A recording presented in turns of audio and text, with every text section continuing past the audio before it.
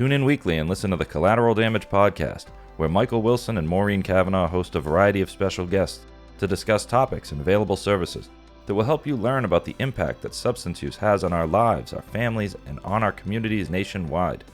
Episodes and listening information can be found at www.cdpodcast.com. You can also search for Collateral Damage Podcast on your favorite listening platforms or watch previous and future episodes on YouTube. Don't forget to subscribe and share. Welcome, everybody, to another episode of Collateral Damage. Here with my special co-host, Maureen Cavanaugh. And I think today what we wanted to talk about was different forms of intervention. I'm sure a lot of people hear that word, and it's a big, scary word, and it's full of all different types of stuff. I know that if you've never been through one, I imagine that you're thinking about like the TV show, or you're thinking about something you saw in a movie, or, you know, maybe when you were younger, your family did one on some uncle or something like that, right? I've never seen the television show. Oh, okay. Well, I think I turned it on once and they were showing people using, and that kind of, I was like, that's just not necessary. So I never watched it again. I guess see that maybe being I should. hard to watch. Well, it's not even that it's hard to watch. It's just like, okay, we already know that part. That's why, you know. Well, not everybody does. I think that's why they do it. I remember, when I was in Middleton and I was at the, when I was at the 80-bed drug program, they, I think it was run by some external organization at the time, but they would have us watch that show. They would have us watch intervention, throughout the day. They just put it on, and reruns and Seriously? Yeah, it was weird. That's weird. I'm not gonna lie. I don't know. I'm sure there was some intention behind it, but I mean, we would literally just sit out there and watch episodes of intervention, and I think that I learned a lot about what it meant and what it looked like and what people were trying to do and stuff like that. But the show is just one. I know that everyone's seen, like maybe The Sopranos intervention, which was hilarious. If you got a minute and you Google The Sopranos intervention, that's not what we do. But it's definitely worth a watch because it's funny. Or, any movie or something like that, you see, someone hires a man or a woman to come in and say the things that the family hasn't been able to say to get someone to agree to go to treatment. Yeah. Right? I mean, I think the more I learn, I think the mistake is that people wait too long for something like this. They wait until everybody's desperate and because and we were talking about this earlier, is I know that I thought that if I couldn't fix it, that probably nobody else could either, because I knew my daughter better than anybody else. Right. And now, after having gone through many years of this, and many times with other families going through, being involved in their lives and seeing them go through it, I realized that it was that was exactly what we could have used in the very beginning, is somebody else stepping in. Because I may have known her, but I didn't know her in this way. Right. Well, you didn't know her addiction. I mean, you may know your daughter in the same way I know my child. And you and I were kind of joking about this earlier, is that, I know my child better than everybody, and I can manipulate them into, what I want them to do and get them help. But they own me. They know me better than anybody. And you know your child, but you don't know their illness, their addiction, or, what it takes to help get them to change their mind, or what motivates them. I think your book titled "If You Love Me," you know what I mean? Like, it says it all right there. I don't have to read it. It says "If You Love Me." You're going to read that book, I swear to God. I will. But it's I mean, I thought that the two of us were like this, and I was in her head and she was in mine, and that may have been true to a certain extent, although I learned that, of course, that's not possible before and after, but definitely not in the middle of it, So I was still behaving as if she was this person before the addiction. Right. Approaching her the same way, thinking she was motivated by the same things. And I guess that's the craziness, is that you're right. It does, the idea of having an interventionist step in, or having somebody, a qualified professional step in and educate the family. Yes. It is humbling. I would say that, if I had to have somebody come in, I'd be I'd be uncomfortable with it in the beginning. It would be hard to trust them. I've got my child or my loved one making promises to me, and I'm like, oh, I want to believe them. And then I've got this other person saying that my loved one's probably lying to me, that what I think I know, I don't know. It's hard. It's a Well, I lot. wonder if it's a little bit too that, you spent your whole life now parenting this child, and you don't want, and you're feeling like a bad parent. So if you Mm, feel like if you can get them to the other side of this, then you're redeeming yourself in some way. yeah. And I don't know if I consciously thought that, and I don't even know if it was, but I know that I was so incredibly sick. And that's really what that book is about. I was so sick. I was as sick as Hmm. she was, if not sicker. I Just in think a different way. yeah. And I would have really benefited from somebody coming in and taking over a little bit Hmm. with, as far as how my family should interact with her, and being able to listen to somebody that knew a little bit more than a lot more than I did Right. about the addiction, not necessarily my daughter, because the amazing thing is I'm finding now as I work in this field, the people that we love that become addicted, and also the families, everybody's remarkably the same.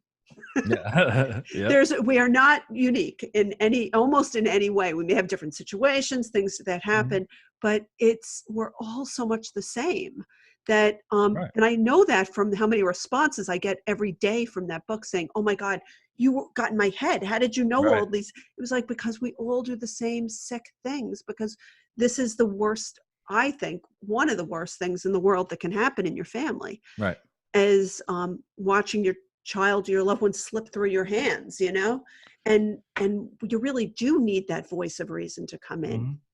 Well, it's an illness. And I guess this is where I get so many people that get hung up on, is it a disease? Is it a choice? This is an illness. You know what I mean? Like the flu isn't a choice, like you can maybe choose to be near someone that has it, but once you have it, the symptoms aren't up to you. Like we all have the same symptoms. We all cough, sneeze, sore throat. I mean, that's why they sell medication to address the symptoms, because they're all the same for everybody. Right. And the same could be said with this, that those are the symptoms, right? The craziness that we get into, the parents going through this, the loved ones going through that, those are the symptoms of the illness. And we're all going to have the same ones, even though we're different and special and unique people. Our symptoms are not, our illness is not. And that's why, as an interventionist, stepping into a family system and being able to talk with a family about their loved one's illness and help them understand it, and talk to them about a part of their loved one that they don't fully understand just yet, and what it's Right. going to take to address that. I think that's important, Yeah. and scary, but important. I think for a family to admit, like you said, that I'm not going to be able to fix this and redeem myself for whatever I think I'm at fault for here, and that I've got to take a step back and let someone else try. And that's, since regular parenting doesn't apply when it comes to addiction, I don't care how good of a parent you are, you could be Right. awesome. And Right. it's not an implication that you're not. There's nobody saying that you're a bad parent because this happened, but regular parenting doesn't apply. So applying more of the same parenting that you've been using up to this point No matter how good it is. could be awesome. Right. Could have worked on other kids. You know what I mean? You could have 3 kids that are doing great and you got one that's not. It's not Right. your parenting, it's the illness, right? So since regular parenting doesn't apply, having an interventionist or anybody, any professional step in and teach you. It's about teaching you more effective ways to parent somebody struggling with this illness. What about diabetes? Well, if my kid has diabetes, regular parenting doesn't apply. I have to make adjustments based on what's happening inside of their body. I have to learn about the illness, learn about different ways to feed them. I have to learn about different ways to measure their blood sugar, what I can do, what I can't do, what activities are too stressful. Regular parenting no longer applies. Now I need special parenting. Right. Happens with every other illness except this one. And we get mad because our regular parenting isn't working. Right. Because I thought that if I loved her, because I loved her so much, I was just going to love the addiction right out of her, Yep. and that I think that, God forbid, had anything happened to her, had she passed away, well, lots of things happened to the poor thing, poor kid, but um, I think that if she had passed away, I would have thought that I didn't love her enough. And I Right. hear parents say stuff like that all the time. And the truth of the matter is we got very lucky. And that she looks back on how much I loved her as a good thing, that she will always know that I loved her through this. But it did not make her well. No, No, no. I did not love her into wellness at all. That is not Well, what and happened. But love is it's there's so many different ways to love somebody going through this. You know what I mean? To love without boundaries, I think, is unhealthy for everybody. Mhm. And that's where I think I get a lot kind of hung up with families, is that I start talking about the changes they need to make in order to help their loved one because they love them. And they see it as, well, you're telling me I have to stop loving them. You're telling me so I only know how to love by giving, providing a safe place, putting food in their belly, like all, the normal parenting love, Right. right? I know how to parent love.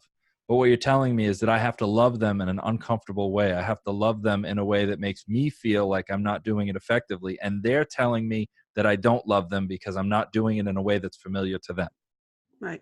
And, one of the big things I think for me and for a lot of people is giving them that choice of whether they get into treatment and remain sober and live in your home or or don't. You know what I mean? That it's a choice. You're not throwing them out. You're giving Right. them the choice of whether they live there or whether they don't live there. And if they want to live there, which I wanted her to live there too, but Right. I needed her to make these choices in order to make that possible. And that didn't look like somebody, maybe to a lot of people, Hmm. wouldn't didn't look like, how can you love your daughter and not have a roof over her I head bet and it didn't know. look like it to her. And it really didn't look Not at like the it to her time. at the time, but now Yeah. she knows. Right. And I see her just recently going through it with somebody that she knows and saying all the things I said. Well, it's a choice. They Yeah. took them. I'm like, oh my God. She tells me the things she says. So I know that those things were right, that I was Hmm. doing that I definitely was doing the right thing. And the maintaining that doing the really hard thing sometimes means that show is how you show somebody you love them. Well, I mean, I'm sure that the phrase tough love gets thrown around all the time. And, I try not to use the phrase because I think it confuses people. Right. I think people mix it up with cutting somebody off. Well, yeah, because I mean, really cutting somebody off. sometimes the hardest thing you can do is love somebody appropriately. Right. Sometimes the toughest thing that you can do is to find a healthier way to love somebody that's so dangerous, right? I mean, Exactly. there's nothing wrong with me saying that you can't do what you're doing at my house. I can still love you. I can emotionally support you, but in all honesty, I could be providing you with a safe place to do drugs and you have a better chance of dying at my house than elsewhere. Exactly. That's that that's a choice I get to make. And it would be tough for me to do that. It would be tough for me to say you can't live here. It would Right. be tough for me to say I can only support your efforts to get into treatment, or I can only support your efforts to get well. I can't support your efforts to stay sick, or I can't support your actions to continue using. That's hard. That would be Right. really hard, especially if you're a parent and you feel It's like there's like an obligation. I have to, nobody else will. Yeah, it's very difficult and not right for everybody. Everybody's got to Correct. do what they feel is best in their own family and what they can live with, because sometimes this does not end well, and Hmm. as we all know, No. all too often. But I anyway, I think that earlier on in my whole journey, had somebody, and I did have that, because we talked about that to a certain extent. I had that with Matt, Yep. but in a different Oh yeah, role. that's right. Yeah. That he was sort of talking to Katie, and I realized after a certain amount of time that he's the one that should talk to her about this, and I Yeah. should say, how you doing today, honey? I love you very much. Did you eat? Did you, the Yeah. mom things? I could be mom, and somebody else could do the things that I didn't know anything about. Hmm.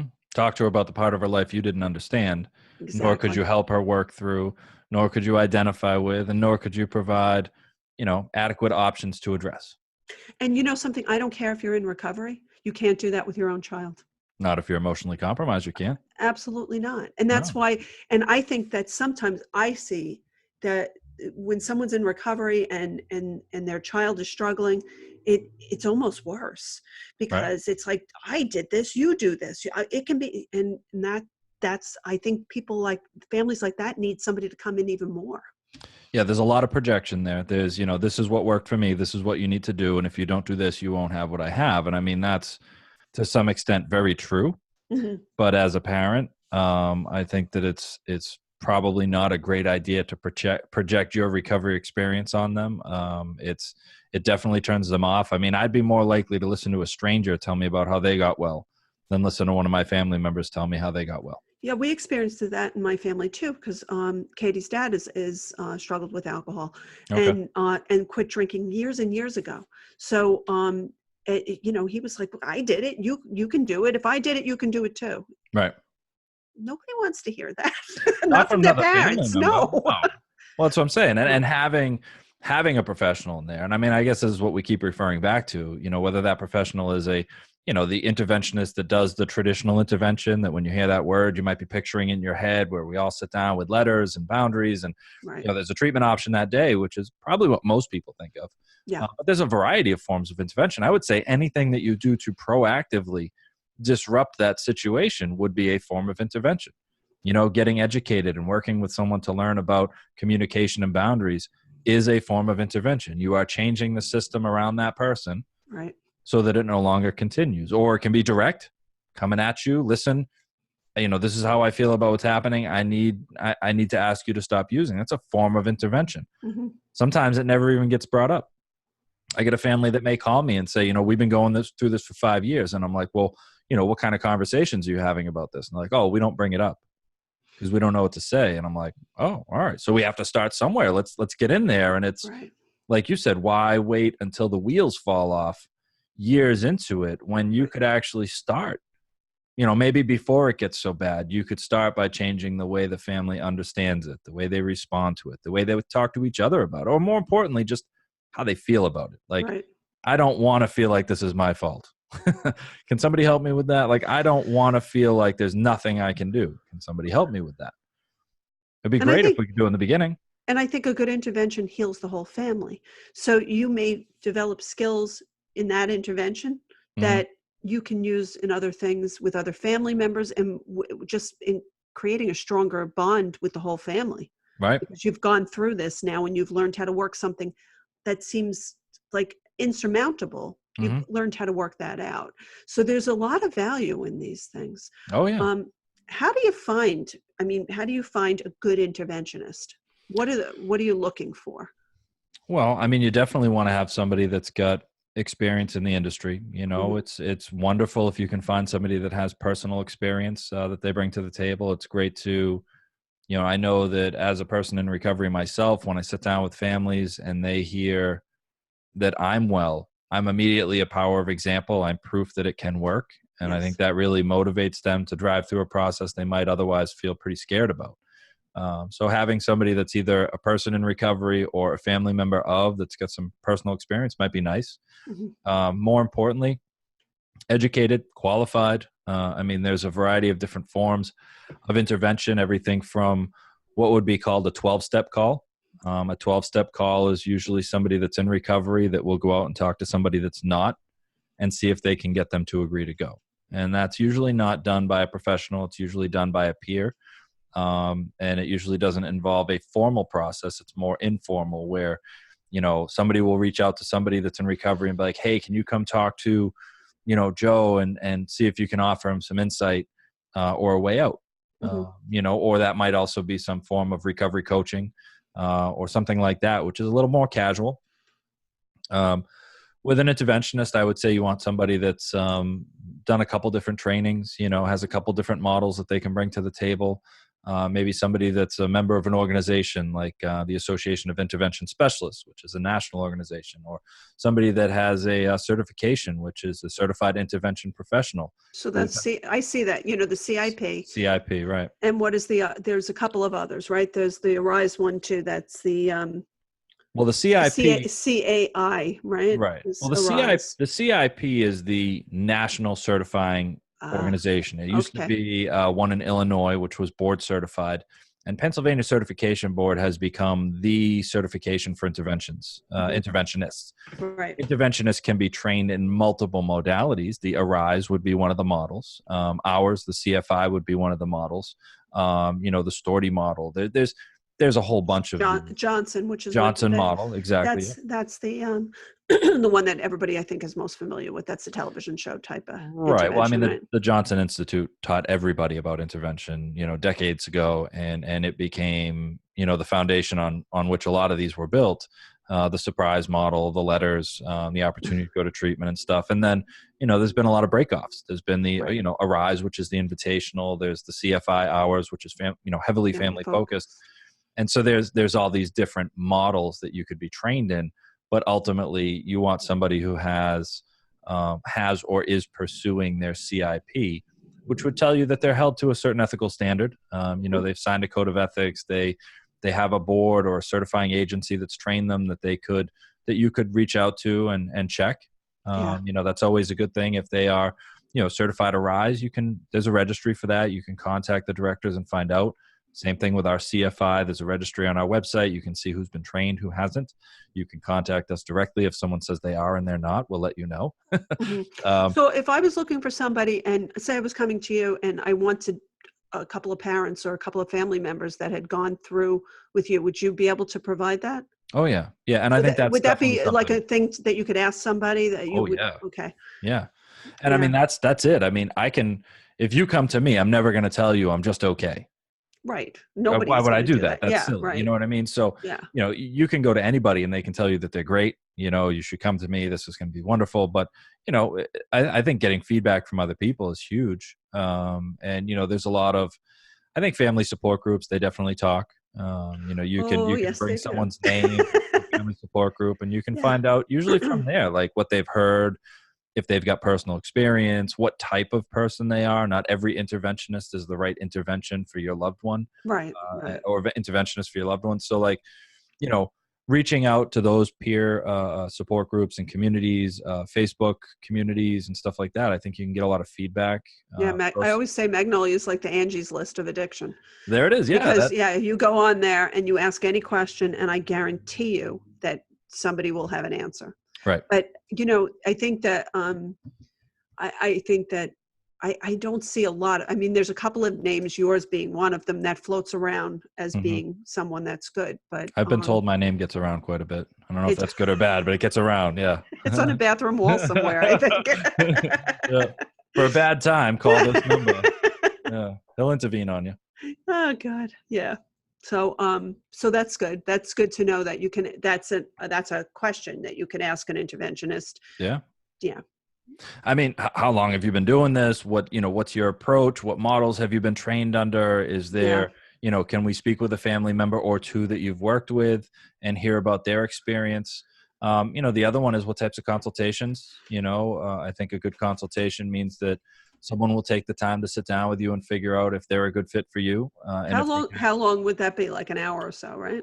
Yeah, an hour or more, I think, is a good enough time. I mean, you're talking about someone's life, their history, who they are as a person. I think you can get like the gist in 20 minutes, but to truly investigate a situation and find out, what you'd be recommending and stuff like that, I would definitely put that around an hour or more, hour to an hour and a half, something like that. So I've noticed that a lot of the treatment centers now are employing their own interventionists.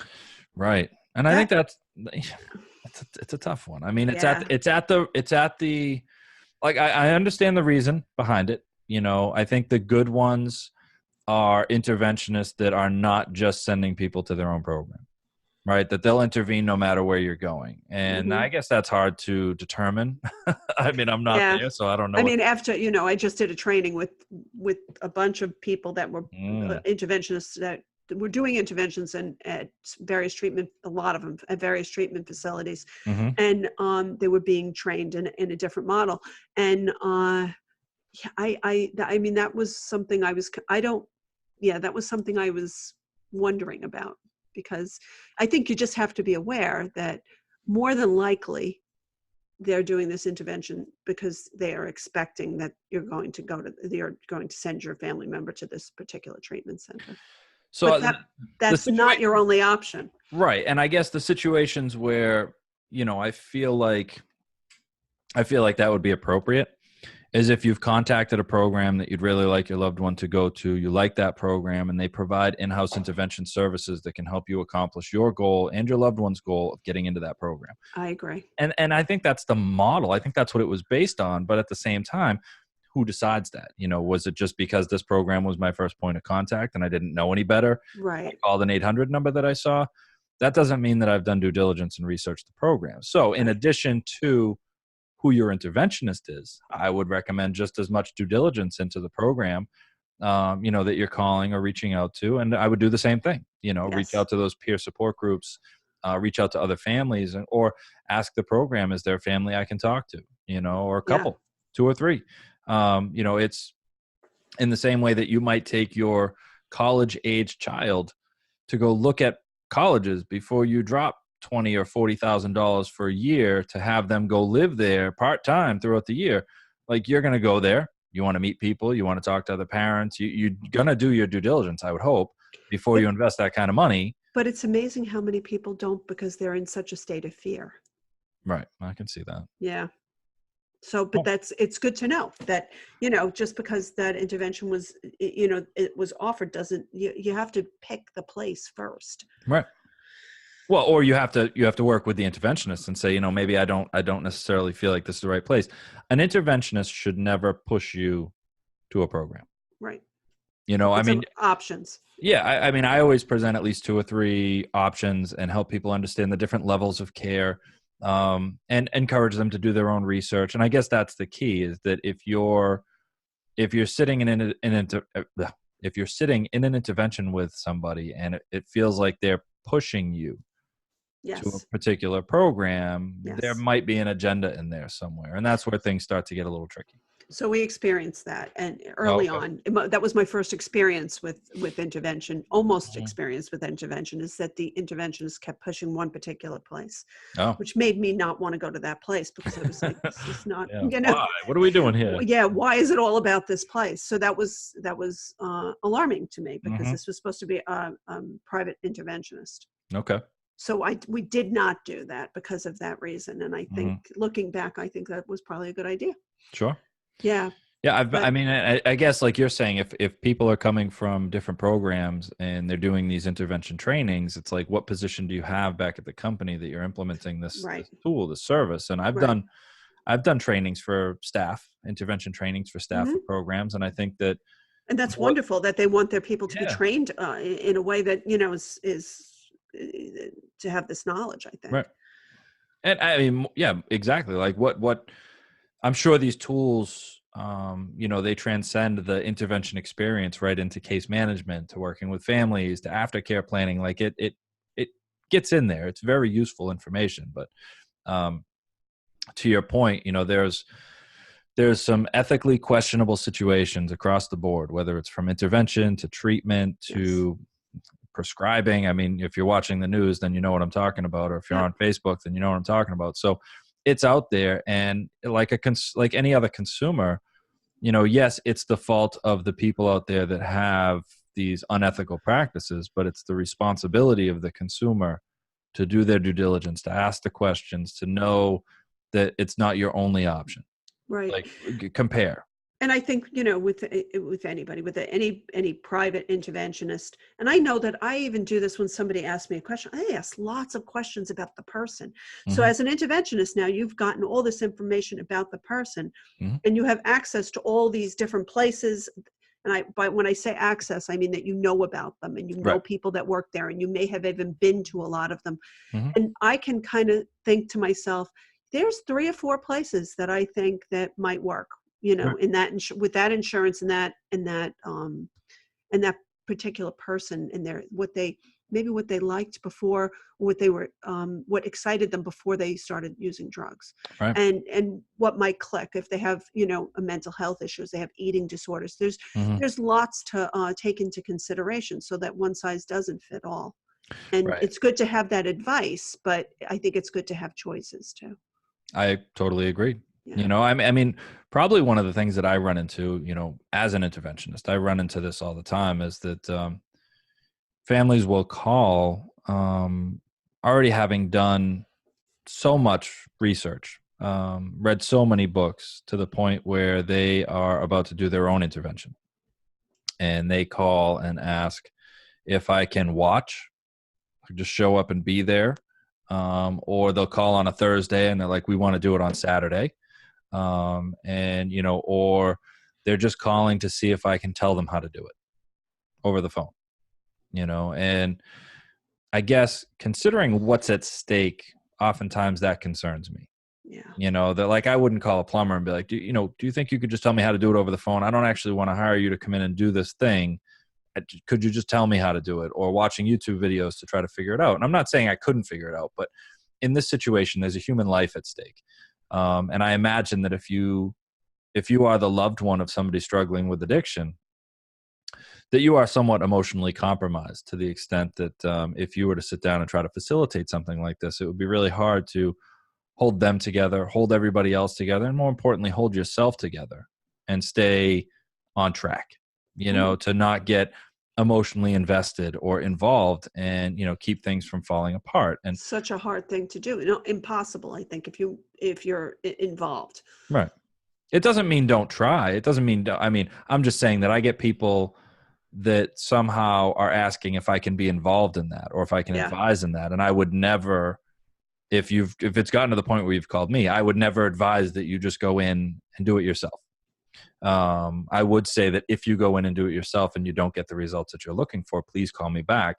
And then we can sit down and we can go over it together and figure out what you've been trying and what we really, what can we do about this? But it's really hard to recommend that you go do what you've probably been doing repeatedly for years again and hope for the best. Right. Only call it an intervention this time. Right. Or write letters. The thing is yes, we have letters, but we have letters that are written a very specific way to accomplish a very specific result. And the letters are not the intervention. Whereas if you just told me to write an intervention letter for my loved one, I'd probably write something that was pretty finger pointing, pretty aggressive, trying to convince them that they're sick and trying to force them to go to treatment in some way. And that's not an appropriate letter. But why would you know that? Exactly. Yeah. So again, I'm not saying that some of those aren't successful, because I do get those people that call and they're like, oh, well, we actually sat down and asked.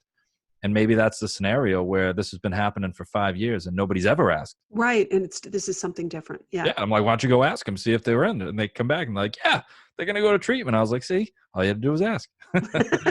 But for most of us who have asked repeatedly. Yeah, I don't get a lot of those calls. But if I do, it's always worth being like, hey, has anyone actually asked them? Yeah. Has anyone said, would you be willing to go? Because there's no sense for us to go and do an intervention and assume that they're unwilling unless someone has identified the fact that they're unwilling. Right? Put a little ask out there. Hey, I was just wondering, like, do you want to go to treatment? And get that out of the way so that we can go in and do the intervention. Wouldn't that be nice if it was that easy? It would. And unfortunately, I just don't get the calls where it's that easy. I tend to specialize in dealing with the unwilling, so I don't get a lot of those really willing calls. Yeah. Well, intervention, it's a big, scary word, but it doesn't have to be a big, scary thing. And I think if we can make the word less scary and we can show that it's a positive thing, and intervention is a really, really good thing. For everybody. Yes. That's the thing. That's the thing that surprised me most as I've learned more and more about the process, is that it really is, it's really for everybody's benefit. Right.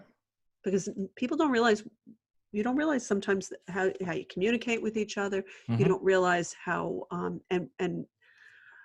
or how you don't communicate with each other and how that's affecting the whole family structure. Right. Yeah, if intervention stops being a big, scary word about a process you don't want to try, it can become the best thing you've ever done for your family system around this topic. It doesn't mean everybody has to become mean and unloving or turn your back on someone. It is just a much healthier way to address an unhealthy situation in a family. It's not even addiction specific. We do interventions for behavioral health, mental health, substance abuse, all different types of things. And it's really just about not allowing it to continue the way it has up to this point. Right. It's not ignoring it, not pretending. No, it's a family coming together that all loves each other and loves the person and wants to help them through this thing that they don't seem to be able to help themselves with right now. That was not what I thought intervention was at all. Right. I doubt that initially you thought it was such an educational process. I didn't think it was an educational process at all. Right. I thought somebody was going to come in and take her away, Like a which is what gunslinger, I just, really wanted them to yeah. do. Yeah. But the problem with that is they might have taken her away once, but it wouldn't have changed the family system, and it would have been just somebody taking her away. Right. Now I can look at this and see, God, when this works, and it works a lot. And when it works, it really changes everybody for the better. Hmm. Well, that's exactly it. I mean, if it's not, yeah, if you can hire somebody to come in and just take your loved one to treatment, I mean, what does that leave behind? It leaves behind a bunch of people that don't feel like they need to do anything differently. Then the loved Right. one comes back. Yes. That's Yes. unhealthy. And so, I mean, if people could start seeing intervention as a proactive way to deal with something, Right. that would be amazing. Unfortunately, most of the calls I get, it's reactive. There was just an incident. We've been waiting for years. I've had Right. your card for 6 months. It's all crinkled up. I can barely read the phone number anymore, but I'm calling now because something has to change today. Right. And unfortunately, I'd say it's like most other things, human nature. We have to be on the precipice of disaster before we actually reach out to change something. And, as a nation, we struggle with that. As communities, we struggle with that. As families, we struggle with that. And as humans, I mean, I don't usually go on a diet until I'm extremely obese, like it's uncomfortable for me. I'm like, oh, damn, I got to do something about this. You And can't close your pants anymore, so it's yeah, time to exactly. stop All eating. right. Yeah. Yeah, I Yeah. can't wear any of my clothes, so I guess I'll diet, God, and I'm glad that's, I never did that. yeah. I'm sure none of our listeners have No. either. But like the idea of what it takes to get someone to actually do something like that. It's like, I Yeah. don't want to, but if I have to. And I Right. don't think families want to do what needs to be done. But if they have to do it, they will. And that's Right. the last resort call that we get. I wish there was some way to either destigmatize the word or educate families about what the word really means or what the process really is, and show them that this could be a proactive tool to prevent it from getting there. Right. You have a better chance of helping your loved one if you learn how to talk about it now than if you wait until the wheels have fallen off and then you try to change your behavior. Yeah. It's much And less I chaotic. and I don't think a good intervention doesn't stop with the person. Hopefully they go into treatment, but that's not Hmm. where it stops. This is like, No. this continues, and the education continues, and the work on the family continues. And I think that that's really important too. So Hmm. this is a whole process of getting a family well, not just the person that goes off to treatment. Exactly. Yeah. Exactly. Yeah. I mean, if it was so the whole gunslinger idea of just coming in one day and then the next day trying to shuffle your kid or loved one off to treatment, I think is what, like you just said, it's what we'd prefer. I don't want to Yeah. have to put in all this work and change and do all that stuff, but a real effective intervention that's going to come in and try to address the whole problem is going to spend some time with the family, Right. both before and after. And after. Yeah, Right. especially after. I don't think people think about that. You know what I mean? Oh, I don't know. I don't think people know that that's really the sign of a good intervention. Mm, We have all these people running around saying that they saved people. I saved another one. I saved another one. And that, they did an intervention and saved. That's not how that works. no. It doesn't work like that. It doesn't last like that. It's not effective, and it's not a good idea. Well, I mean, it In doesn't my humble hurt. opinion. Yeah, like it doesn't hurt to get them into treatment. Like that's fantastic. But now Right. what? And It's now like, what?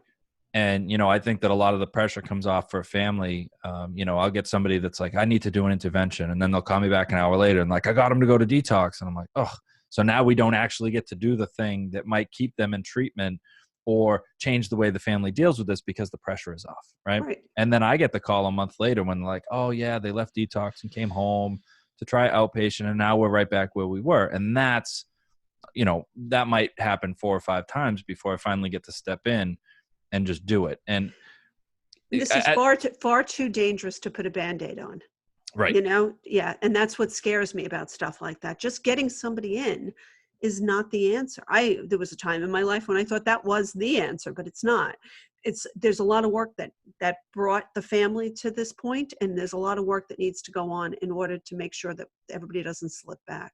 Right. And just to be clear, I mean, if you can get them in, don't not get them in Of course. while you Yeah. wait for something else. But like Yeah. it's because I mean, I'd rather have somebody in treatment and alive so that I can address the issue later. Or we could Absolutely. do the intervention in detox, or we could do the intervention from Right. a program. It doesn't have to Right. happen at home. But I agree. Like I think it would be much healthier for a family to look at the whole situation and say, you know what, we've been trying this for weeks, months, or years, and we're not getting the results that we want. Why don't we have somebody else come in and consult with them and let them advise us professionally on what the right next thing to do is? Right. So I think that the idea that the intervention is on the whole family and not just on the person of that you're concerned about. It's not Right. just the person that needs to go into that is the difference between what I feel like is a family focused intervention, which is in my opinion the best kind of an intervention, and just somebody that's saving another life, Mhm. dragging because we want to stay in that healthy place. Right. So, So, I would say that probably translates across really anything that a family's struggling with, or even just people in general. Like, do you want to fix the thing, or do you just not want to feel the symptom? Right. absolutely. Yeah. And, I got to say that, and I put this in my book, which you did read, even though I didn't read yours, but like, the that the Move aside. Everybody needs to see that it's moved to the top of the right there, pile. yes, top Okay, of the there you are. pile. It's actually coming with me this weekend. It's gonna get addressed. Okay. But Do the thing, Mike. I will do the thing. I'll do the thing. It's right there. It's right there. So, but what I was saying is that, when you have like the flu, right? Wait, what were we just talking about? Why did I just get lost there for a second? Bring me back. What were we saying? It's about doing something that's going to last. And Oh, the symptoms and stuff. The bandit. Yeah. Okay. Symptoms. Yeah, there you go. So like when I have the flu and I have my head is, a mess and I got boogers coming out of my nose and I'm coughing and I have a sore throat. I'm not trying to get rid of the flu. I'm not trying to address why I got the flu. I'm not thinking about all the things that could have happened. I literally just don't want to feel what's happening right now. Right. And that's it. And so, I think that could be said for just about everything that we go through. Like, I just don't want to feel what I'm feeling right now. And once that's gone, maybe I'll work on that other stuff. So to get a family system to step in and be like, you know what, this has been going on for long enough. I've had the flu for like 5 years now, and I'm sick of just taking Dayquil and NyQuil to not feel the symptoms. Can we figure out why this keeps happening? And to get a family to do that, just like, how do you get an addict or an alcoholic to choose treatment? A lot of times it's because they have to have failed multiple times first. So it would be wonderful if the first time they came, they're like, you know what, I clearly can't do this, and they go to treatment. Just like it would be wonderful if a family came in and proactively pursued intervention. But as wonderful as that would be, and as much as I want that, odds are the family's going to have to miss out on a couple other previous attempts before they call. It would be nice if as a family, they can step back and think about all the times that they failed in the past with other people or with other things, as it being a cohesive unit, and not have to do this, not have to watch somebody do this 10 times because the fear, of how fear dangerous and this is. Yeah. Because even if you found out and you're like, you know what, we need to do something about this, that means that you now have to reach outside of your family, right? That now means that people might find out. That means that you're going to have to take action, and you have to go the distance so that your loved one can prove to you that they can't do it from home. Because who wants to step in and disrupt somebody's life and cause, pull them from work or school or the kids or whatever without just cause? Oh God, how I wish I had done that right from the beginning. Well, that's what I mean. You don't know that until you're into it, but I agree with you. Like, it would be so much better if we just handled it first. Right. So when you read the book, you'll see that there was a very beginning. Yeah. And had I done that. I read the first page, just so we're clear. I know about the beginning. All right. No, I mean like the first chapter or two. Yeah. So in the very beginning, had I reached out and brought my whole family together and done this thing that helped her, Mm-hmm. I can see how, because I didn't have to fail a whole bunch of times with her. My whole family had failed for a very long time in doing lots of other things that weren't this, but the way we communicated with each other, with the way we dealt with problems and stuff. The Irish Catholic closed mouth, don't air your dirty laundry. That stuff never worked for anybody. Right. So if somebody would have set me down and said, listen, you have a way in your family of doing this that is not working. It's never worked. You guys suck at this. We suck at it. We're good at a lot of things, very resilient, very strong, but that did not work. And had somebody said, you know what, we can change the way you deal with even things in the future, because now you'll have dealt with this. Mm-hmm. And on top of that, this might be, life changing for her before all the yets. I haven't done this yet and Right. that yet, and that hadn't happened yet. Oh boy. Well, where do we get access to people? Like, how do parents and families open their mind to the idea of sitting down? I mean, maybe it's not the work, maybe it's not intervention. I mean, that's just one form of meeting with a family. Like that's our topic today, is intervention. But I mean, It could be just family counseling. well, that's it. It's just sitting Yeah. down with a professional. Like I've alluded to that, but I think people might be thinking interventionist, but just sitting down with any professional in this field and just sorting through it and being like, what am I doing? Is this helping? Is it hurting? Am I loving them appropriately in a healthy way? Or am I just contributing, Right. And I guess an interventionist does play that role, because by the time we meet with a family, it's like, all right, we got to go through everything that you've tried up to this point to show you what you should be doing. And so we get there. But if a family's not ready for intervention, it doesn't mean that they're not ready for change. And it doesn't mean that they can't get help. And I know there's educational services and support groups across the board, that people should be looking into. I know you do some family recovery coaching stuff, right? Yeah. Okay. Right. And, I think that's become a real big resource for families, is to sit down and have these multi-day or multi-week educational experiences, either through webinars or video or in person or in support groups, where they're learning the tools before it's too late. Not waiting for all the wheels to fall off. They're like, you know what, I could see this becoming a problem. I should probably go learn about this. Yeah. And maybe it doesn't come with all the same stigma of saying we're doing an intervention. It's just, no, I'm just learning about this. I'm just, I go once a week and just learn about this. And I was all too willing to go to therapy myself, because of course I thought that, I'm screwed up. This is why this is happening. Yeah. Instead of going somewhere where I could have learned about how to deal with this. Mm-hmm. And I don't know if that existed then, or it might have, and I wouldn't have known how to find it.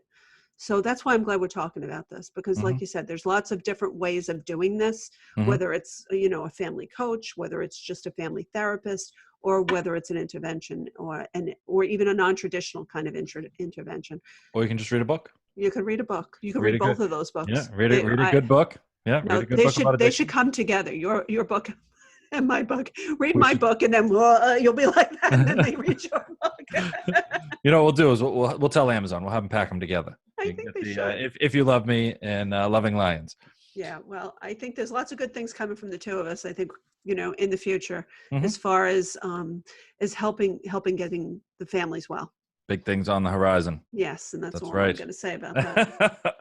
Well, I will say this to all of our listeners. We just had a really, really interesting conversation about a topic that, maybe some of you are familiar with, some of you aren't. I would definitely consider doing your research, making sure that you find the right person for your situation. But the most important thing that you can do, and this is just my opinion, is that you can find peer support. Talk to other people that have tried things. I mean, it's like you're not in a silo. You may feel alone. You may feel like it's only happening to you. You may feel like your situation is so unique and so special because it's your loved one who is so unique and so special. But the problem is not. No. And the side effects are not. And the family's response is not special and unique. It's the same. And there's other people that have been through what you're going through and that have come out on the other side, and they have good advice. They have good direction. Or more importantly, they just know how you feel. No, and there's such value in just somebody saying me too. Right. There's just nothing like it. And I love the in-person meetings like Learn to Cope. But Magnolia has the support pages where you can go on, all free. There's no one selling anything. There's no one pushing anything on there. Yep. You go in there and there are thousands of people that can say me too. And you don't have to write anything or talk. Nobody can see what happens unless you're in the group. But these are all people that are going through it and that need support and need to give support too, because even, just like AA or any other, we get better. And when we get better, it feels so good to give back, that feeling of that full circle. Or just remembering why you were there in the first place, like getting so caught up that your loved one's doing so well that you forget just how sick you were previously, and being at Yes. that meeting and seeing like someone come through the door for the first time and you're like, oh my God, I remember that. And checking yourself, like, have I actually worked on those things, or did I just forget about them because my loved one's doing so well right now?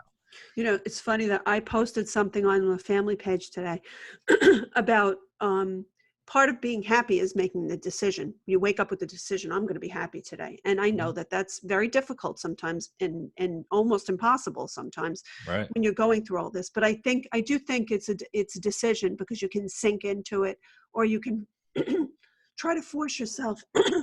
Oh Uh-oh. my Do we God. do? Are we losing your voice here? The worst thing in the whole world. My whole family's been praying for this to happen one day. Uh-oh. Don't get sick.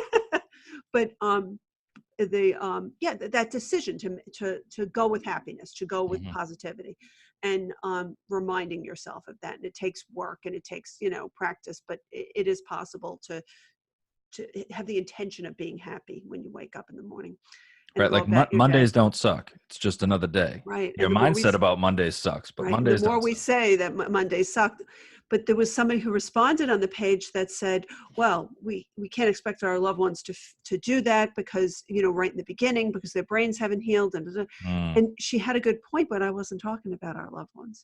I was no. talking about her, and it was Mhm. funny because she didn't even catch that, because we become so entrenched in we don't even forget who we are, whether we're even people anymore, Mhm. and become Everything so is about how we affect our loved one. What can everything. we do? Yeah. And it's like, and she was being, and some people would think that would is unselfish, and it is to a certain extent, I guess, but to her own detriment. I'm sure that that particular person is probably so worried about their loved one that they aren't doing the things they need to do to be strong and healthy for them. Hmm. So No. Well, I mean, whether it's reaching out to a professional, showing up at a support group, reading a book, whatever it is. I mean, if my child had any illness, I would want to know everything I could know about that yeah, illness. And if I chose a doctor to get them treated, I would do my due diligence before I let someone address my child's life-threatening illness. So it's just, it's the same thing. And I really like the idea of treating this like an illness. It does have symptoms. It can be treated. You can get well from it, but it makes you really sick, and it is contagious. yes. And if you Oh love yes, somebody that's sick from this illness, it is contagious, and it is transmitted through your traditional parenting and love and all the stuff that kids get used to, like how my kids can manipulate me. It's because I have spent years teaching them how to do it, showing them all my weaknesses. It's yep, amazing. absolutely. Well, this has been a really good conversation. It has. Yeah, I I'm have a, glad ch- we I had have the a chance to chopper talk going about it. overhead right now. I don't know if you guys can hear that. I Well, think. no, we can't, because you have this fantastic microphone that doesn't. Ah, my new microphone. Yes, yes. Hey, So you if know you're what? wondering, I'm gonna start a letter writing campaign for people to write into you that you should read my book. oh yes, Look at you. yes. Flood me with Facebook posts and comments. And Shame you into I reading mean, the if you book. really want to make me feel bad, just go onto YouTube and subscribe to our YouTube channel. That'll really show me, you know? Yes. Or you know what? Leave a comment on a Facebook post or something like that. Mike, Share it. Make me feel real we're bad. gonna get T-shirts made. Yes, yeah. Yes. Mike won't read her book. And I promise you, Yes. it's not your book. It's books. I'm just teasing I you. I don't know hate what I'm reading. gonna tease you about when you read the book, because Well, then I'm gonna have to find something new. how about you tease me for the big pile of other books that I have down here No, that I that's okay. still I'm have okay to with that. read? You don't have to read this. It's I love it. fine. I love it. Well, this has been another great conversation. It has, and if you are listening, please feel free to share this. We have a new episode that comes out roughly every Tuesday of the week, so you can look for those on Facebook. We post on Instagram, which is at CDPod. So if you like Instagram photos and little clips of our episodes, you can go on there. But as I just said previously, you can watch these on YouTube. And if you watch, just subscribe. It's Yeah. super simple. If you have a Google account or Gmail account, it'll let you subscribe right there. But we post all this on Facebook. We give you access to all this stuff across the board. And, we just want to make sure that if you have questions, or if you have a topic or something like that you'd like us to hit, Maureen and I spend a lot of time talking about this stuff in the background. But at the end of the day, we talk about what we want to talk about. And Yeah. if you want us to talk about something, you got to tell us. Yeah. And so we'll keep coming up with cool topics and special guests. But if you have something that you'd like to hear about, I did put this out recently, and we got what was it? CBD was one of the topics. Let me see. There was a couple here. It was CBDs, which I think would be an interesting topic. Yeah. I'd be curious to hear people's thoughts on that. And see, and now that I need to find it, I won't be able to find it on my phone because, apparently I wasn't prepared for this. Oh, it was your question too, which is It was. I know. Okay, yeah. So here we go. Is CBD, which is definitely something I want to talk about because it comes up, CBD without the THC. Yep. What it means, vaping and stuff like that, whether or not it's a good exit plan for somebody that's using opiates, if it's medical, what does that mean? Well, they got it in oils and all kinds of stuff, massage oils, and there's lots of different. I think that we'll would get be a guest interesting for that. I want a guest for that. Yeah, somebody that really knows about it. Yeah, that would be awesome. Maybe even someone here in Mass that's a part of the medical side of it that can advocate for it. Like, I don't mind learning, right? That's what we all want to learn. So, yep. So CBD, and then another one, and one of our guests, Joanne Peterson, said, how about siblings and the effects on them? We hear from them a lot, and they don't have a lot of support. And Joanne and I both know a person that I intend to reach out to and see if she'll be a guest on here, which she's been a huge advocate for siblings. And they go through something different. You want to hear something really strange, really quick? I think I said this on the show. Joanne's son and my son have become friends, and through meeting each other accidentally. How weird is that? I think you did. You before in our intro with Joanne, you were telling that story, which I think it was hilarious because it was all happenstance. Like, there was how awesome it is to have somebody else that has also gone through the same thing you've gone through as a sibling. Right. Yep. Yeah. No. So I think that's a great one. So I definitely want to hear there. And then another one was from a friend here, Jillian, and she said she was asking if we meant like dangers of vaping. And I guess it's, especially with the younger kids, the Juuls, the pods, all that stuff. And I think I was trying to clarify, is it vaping of THC or is it vaping just in general? And I think it's both. I think it's both too. And keep in mind, we don't always know what they're vaping. I don't know what's in there. Yeah. It just smells like cereal. Right. But with vaping, I think it creates a little bit of a culture, kind of like cigarettes did. We almost got cigarettes down to like 4 or 5%, or 6 or 7 or something like that. And I wonder where the vaping came from. Could it have been the cigarette companies that were losing business? Could have been. I guess it could have. Yeah, that's a possibility. They're doing great now. Which makes it bad. They're doing which makes it bad. Let's all think about that. Mm-hmm. When they said that cigarettes weren't bad, right? I remember my parents, nobody told us it was bad for you. Mm-hmm. Well, you're inhaling something into your lungs, my friends. This is probably not a good thing. So, big tobacco, big pharma, we went through it with cigarettes, and cigarettes are not addictive. And we went through that with pharma. And, unfortunately, as I said earlier, it's bad that the businesses are doing this, but it's up to the consumer to think about what you're doing too. So, right.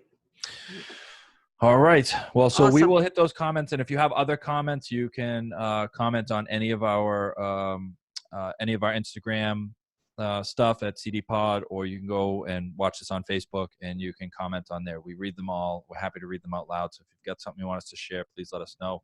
Awesome. And, Maureen, I know you're going to enjoy the rest of your day. I'm going to do the same. I am. I'm going off to a workshop to work on book number 2. So why don't you finish book number 1 before book number 2 comes out, Michael? I can do that. I like that. I can do that.